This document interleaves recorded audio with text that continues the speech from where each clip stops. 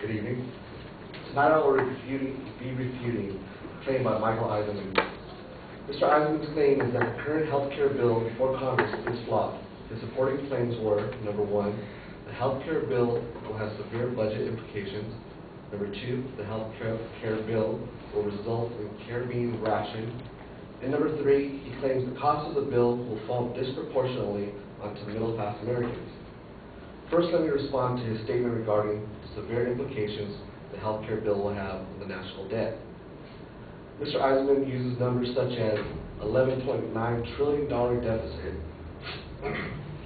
as an example of current spending. This deficit is outrageous. However, according to treasurydirect.gov, during the previous presidential administration, the deficit nearly doubled from 5.6 to $11 trillion. That is an 89% increase of 5.4 trillion over 8 years. And the healthcare system currently in place helped contribute to that rise. Mr. Eisenman's argument is that the new plan will cost 1.5 trillion over 10 years. My opponent suggests that this cost will raise taxes. For most of us, that's a scary thought. However, according to the American Association for Retired Persons, $544 billion will come from income tax surcharge on single people making more than $280,000 a year, and families making more than $350,000 a year. Now, I realize this audience may have high expectations. The majority of us will not fall into these tax categories. $37 billion will come from reallocation of current taxes, and $500 billion will come from cuts to Medicare and Medicaid. Now, Mr. Eisenman's second supporting statement, he suggests that health care will be rationed. To support his claim, he states that Medicare and Medicaid will suffer cuts. What he fails to mention is that the current health care system is already broken. Medicare and Medicaid face complete shutdown if not fixed. States are already downsizing their Medicaid programs. According to healthreform.com, the cuts suggested in the current bill will cut policies such as Medicaid Advantage, which is part of the Medicare Advantage, which is part of the Medicare system that allows beneficiaries to use private insurance plans. These plans are charging the federal government 14% more than traditional Medicare programs for services that show no evidence of being better for the recipients than the parent program. Eliminating this policy will allow us to save $100 billion over the next 10 years. It is a needless, expensive program like this that will be cut from Medicare and Medicaid. Mr. Eisenman's claim mentions meetings that are to take place in order to discuss your medical future. What Mr. Eisenman once again fails to note is that these meetings already take place in the offices of insurance companies without you, and most often without a doctor. According to the Wall Street Journal, the new health care bill will bring medical experts together to provide you with an educated plan for your health future, your health needs, and future medical procedures. The final claim made by Mr. Eisenman is that the cost of the new health care bill will fall disproportionately on middle class. He quotes Michael Tanner, who works for the Cato Institute, which is a conservative organization whose website states they are willing to use the most effective means to originate, advocate, promote, and disseminate applicable policy proposals. I believe this position gives Mr. Tanner a strong bias against any healthcare reform.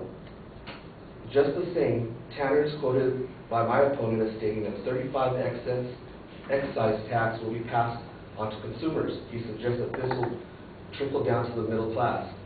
However, according to the Center on Budget and Policy Priorities, the excise tax would extend to those with a health care plan costing more than $21,000. This would affect only 10% of current health care plans. Now, it is true that the majority of this small population are older than average workers. However, the Bacchus health care plan referred to by Mr. Eisenman and Tanner is currently addressing this particular population. In conclusion, I will remind you that the nation's budget crisis has not been impacted by healthcare reform, but rather been negatively impacted by existing healthcare. The current bill proposed to trim policies that currently cost and will reallocate current taxes that are now paying for these systems. Regarding the rationing of healthcare systems, Medicare and Medicaid will not be discontinued because of this plan. Policies that are failing to provide service will be cut and trimmed as they should be. And there will be no panels planning your death, rather educated medical professionals advising you instead of accountants watching dollars. Finally, the excise tax that my opponent describes as being passed to the middle class would currently affect only 10% of the individuals under plans, and even this number is being reduced. Thank you.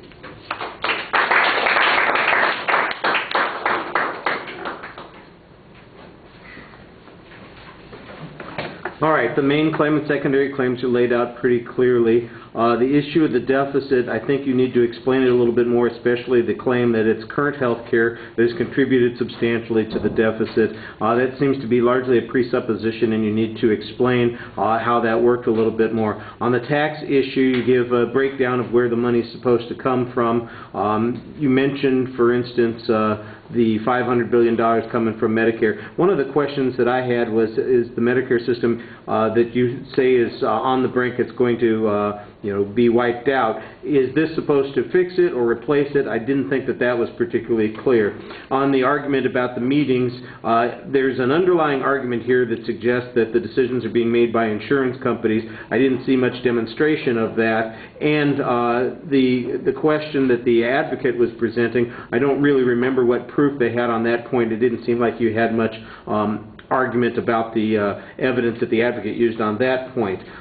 Your argument about the Cato Institute guy being biased, you're suggesting a bias because they have a point of view. That's not the issue of bias that we're concerned about. Having a point of view is perfectly valid. The question is their bias influenced by something other than their expertise or their point of view, for instance? So, for example, if the Cato Institute was largely funded by insurance companies who were defending their current practices, then I think you got an issue of bias. The fact that they're looking for alternative solutions that are private-based or whatever, I don't think that that necessarily renders them as a biased source. On the issue of, I thought that you did a really nice job there at the end summarizing the argument, reminding us, how all of this is supposed to be put together. All right, thank you.